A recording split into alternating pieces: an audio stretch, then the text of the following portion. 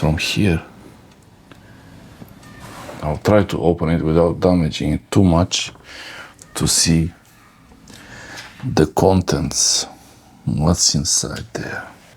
Using a clothespin as a support to hold it in place.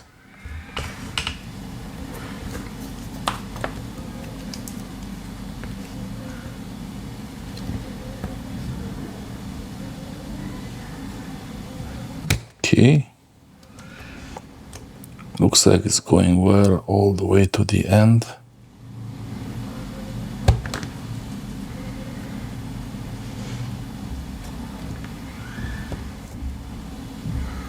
Actually, I'm curious to see what's inside of this thing. Let's see what's in there.